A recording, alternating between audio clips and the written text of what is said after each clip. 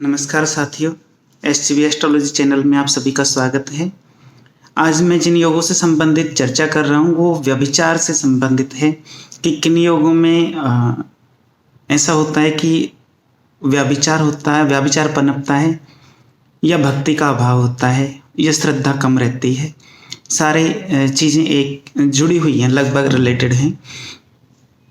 तो इसमें कुछ खास ग्रह युति, बहुत चीज़ों में से दृष्टि संबंध हो सकते हैं, युति संबंध हो सकते हैं, नक्षत्र संबंध हो सकते हैं। मैं यहाँ युति संबंध की चर्चा कर रहा हूँ।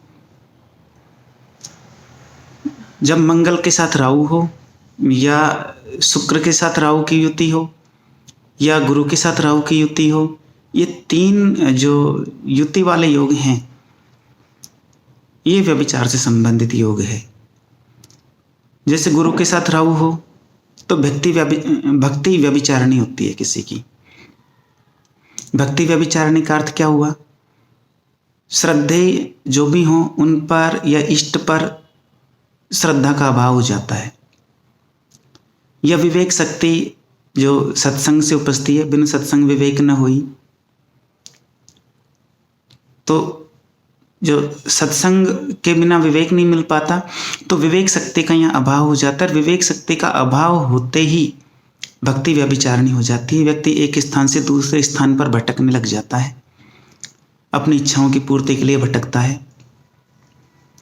इस तरीके से जब मंगल के साथ राहु की युति हो और कोई स्त्री जातिका हो, स्त्री जातिका की कुंडली में ऐसा योग हो, तो उनमें क्या होता है कि चूँकि मंगल रक्त का कारक है,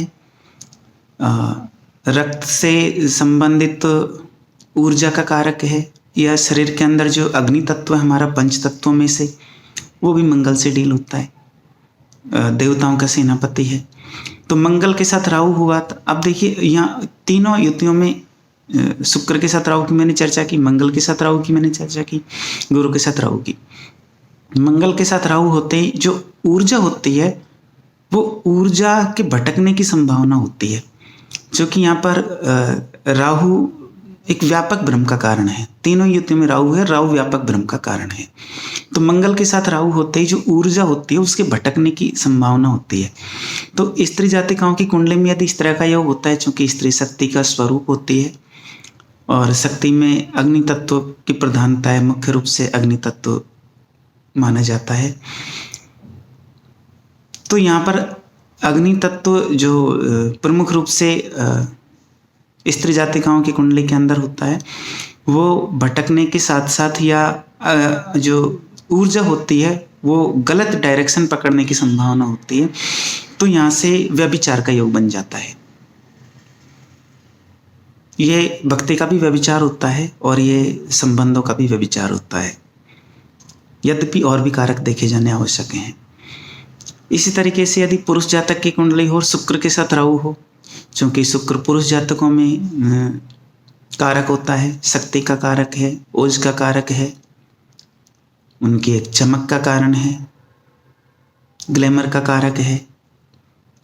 तो जो ग्लैमर भटक जाता है, शुक्र के साथ राहु हुआ तो ग्लैमर भटक गया, या जो ताकत है वो भटक गई, या ताकत का स्रोत भटक गया, या विवेक शक्ति का अभाव हो गया। आप देखिए, जब भी विवेक का अभाव होता है तभी व्यभिचारणी चीजें पनपती हैं, या जब कोई भ्रमित हो जाता है तभी व्यभिचार होता है। तो अब इसका परिणाम क्या होता है कि अपन क्यों इसकी चर्चा करें, क्यों इतनी बातों पर अपन ध्यान दें, क्या जरूरी है ये चीजें। अब यहाँ पर आप देखिए, मैं रामचरितमानस की 2 पंक्तियों का आश्रय लेना चाहूँगा। जो भगवान कहते हैं, जब माता सीता का अपहरण हो जाता है तो भगवान नरलीला करते हैं। एक कामी की तरह भगवान भटकते हैं, रोते हैं, पशुओं से, पक्षियों से, वृक्षों से, लताओं से, सबसे पूछते हैं भगवान, सबके सामने ही रोते हैं। तो गोस्वामी तुलसीदास जी महाराज ने लिखा कि कामिन के दीनता दिखाई, कामी व्यक्ति दीन हो जाता है। भगवान ने दीनता जो दिखाई। अब यहाँ यदि भगवान ने तो यहाँ हमें उपदेश देने के लिए या अपने आचरण से सीख देने के लिए कि कामी व्यक्ति दीन हो जाता है, ना तो उन्हें रोने की जरूरत है ना ऐसा कुछ करने की जरूरत है। लेकिन भगवान ने एक तरफ तो वैराग्यवान व्यक्तियों को ये संदेश दिया कि कामी दीन हो जाता है, आप अपने वैराग्य को दृढ़ करें,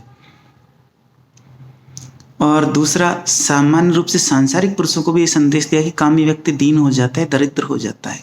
दीन व्यक्ति रोता है, सभी के सामने रोता है।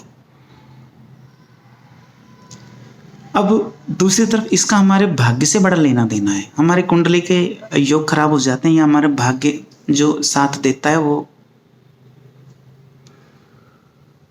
एक तरीके से कुंद हो जाता है।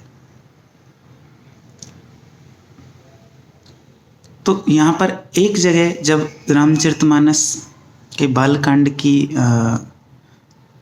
कुछ पंक्तियाँ हैं या एक चौपाई है, उस चौपाई के अंदर इस तरह का एक संदेश है कि मंत्र महामणि विषय व्याल के, मेटत कठिन कुअंक भाल के।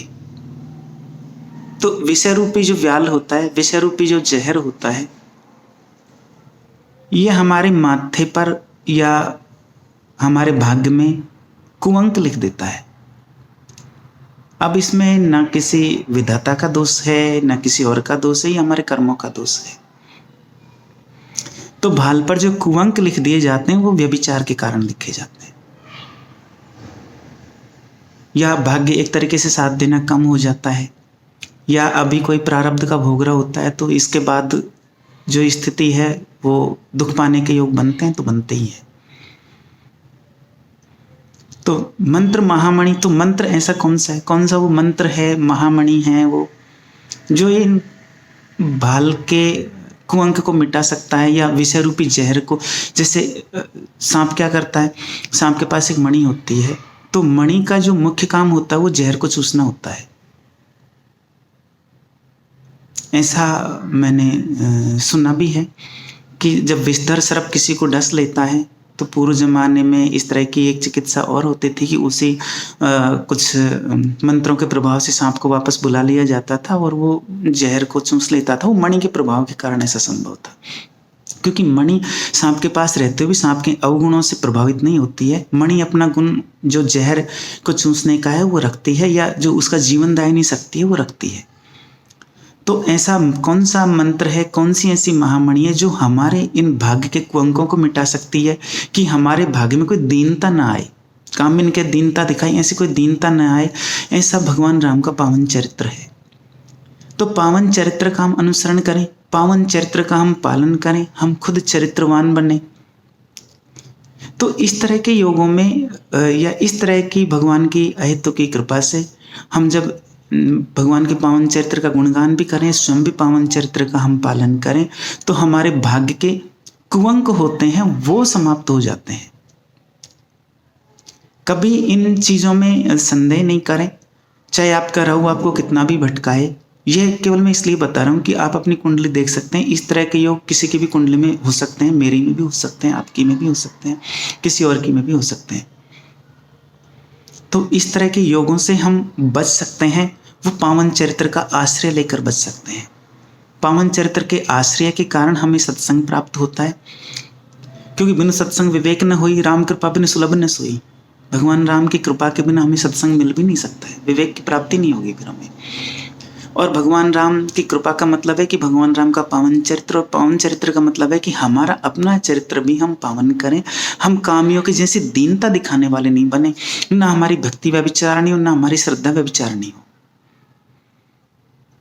तो इस तरह के योग किसी की कुंडली में हो, राहु कुंडली को प्रभावित कर रहा हो, यदि योग नहीं भी हो, राहु भी कुंडली को प्रभावित कर रहा हो, तो भी आप मानकर चलें कि हमें अपने चरित्र को भी दृढ़ रखना है, पावन चरित्र का आश्रय हमें लेना है।